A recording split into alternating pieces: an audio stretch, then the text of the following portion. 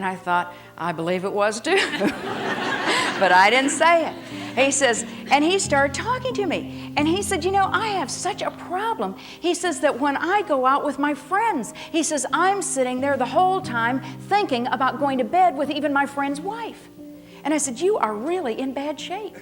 And he said, can I sit next to you so I can talk? I don't want to talk loud like this, you know. So I gave him permission to sit next to him. And I said, okay, you asked for it.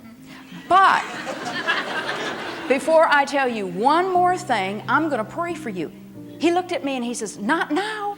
And I said, no. And he says, not here. And I said, here, Father. And I started praying. And he's sitting there like this, you know.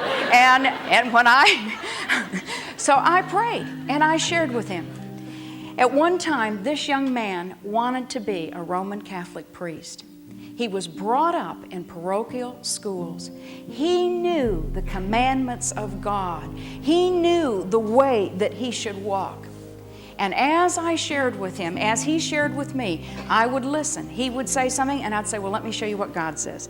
And then I'd say, well, let me show you what God says. And everything that God was saying to him was, you're going to go to hell, because no adulterer or no fornicator has any inheritance in the kingdom of God. And I said, unless you